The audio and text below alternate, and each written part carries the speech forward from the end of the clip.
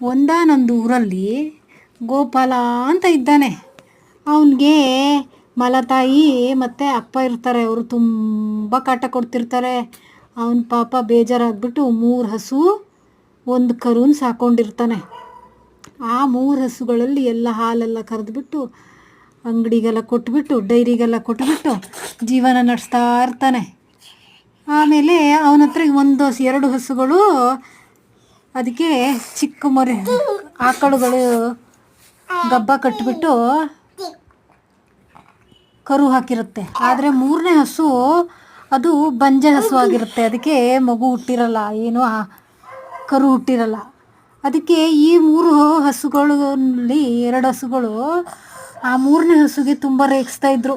ನೋಡು, ನಾವೆಷ್ಟು ಹಾಲು ಕೊಡ್ತೀವಿ, ಹಾಲನ್ನೆಲ್ಲ ಮಾರಾಟ ಮಾಡ್ತಾರೆ, ನೀನು ಬಂಜೆ ಇದೆಯಾ, ನಿನಗಿನ್ನೂ ಕರುವಾಗಿಲ್ಲ ಅಂತಂದ್ಬಿಟ್ಟು ಹೀಯಾಳಿಸ್ತಿರ್ತವೆ. ಆವಾಗ ಆ ಹಸುಗೆ ತುಂಬ ಬೇಜಾರಾಗ್ತಾ ಇರುತ್ತೆ. 3ನೇ ಹಸು, ಇವೆರಡು ಹಸುಗಳ ಹೆಸರು ಚಂಪಾ ಚಮೇಲಿ, ಇದ್ರ ಹೆಸರು ಕಮ್ಮಂಗಿಗೆ ತುಂಬ ಬೇಜಾರಾಗ್ತಿರುತ್ತೆ ಪಾಪ. ಅಯ್ಯೋ, ನನಗೂ ಕರು ಇಲ್ವಲ್ಲ ಅಂತ. ಆಮೇಲೆ ಇವೆರಡೂ ಸೇರಿಕೊಂಡು ಚಂಪಾ ಚಮೇಲಿ ಕಮ್ಮಂಗಿ ಹಸುಗೆ ರೇಗಿಸ್ತಾ ಇರ್ತಾರೆ. ನೋಡು, ನಿನಗೆ ಇನ್ನೂ ಕರುನೇ ಇಲ್ಲ, ನೋಡು ನಮಗೆ ಕರು ಇದೆ, ಇನ್ನೊಂದು ಕರು ಬರುತ್ತೆ, ಹೊಟ್ಟೆಯಲ್ಲಿದೆ, ಗರ್ಭ ಕಟ್ಟಿದೆ, ಗರ್ಭದಿಂದ ಮಗು ಜನಿಸುತ್ತೆ ಅಂತಂದ್ಬಿಟ್ಟು ತುಂಬ ಶೋಭೆ ತೋರಿಸ್ತಾ ಇರ್ತವೆ ಕಮ್ಮಂಗಿ ಮುಂದೆ ಚಂಪಾ ಚಮೇಲಿಗಳು. ಅದೇ ಥರ ಆಗ್ತಾ ಒಂದಿನ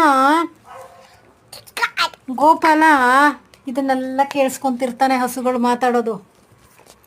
ಚಂಪಾ ಚಮೇಲಿಗಳು ಏನೇನೋ ಕಮ್ಮಂಗಿ ಹಸುಗೆ ಏನೇನು ರೇಗಿಸ್ತಿರ್ತಾರೋ ಅದು ನೋಡ್ತಾ ಇರ್ತಾರೆ, ಕೇಳಿಸ್ಕೊತಿರ್ತಾನೆ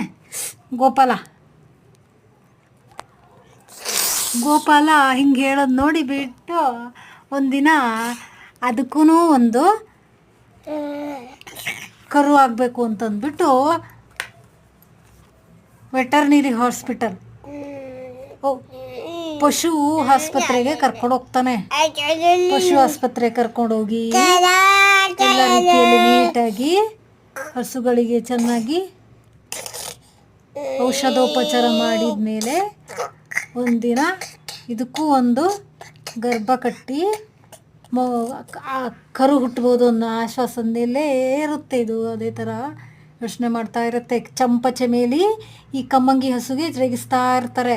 ಆಮೇಲೆ ಒಬ್ಬ ಬಂದುಬಿಟ್ಟು ಈ ಥರ ಟ್ರೀಟ್ಮೆಂಟ್ ಕೊಡು, ಈ ಥರ ಪಶು ಆಸ್ಪತ್ರೆಗೆ ಕರ್ಕೊಂಡೋಗು, ವೆಟರ್ನಿಟಿ ಹಾಸ್ಪಿಟಲ್ಗೆ ಅಂತ ಹೇಳಿ ಒಂದಿನ ಶುಭ ಸುದ್ದಿ ಬರುತ್ತೆ.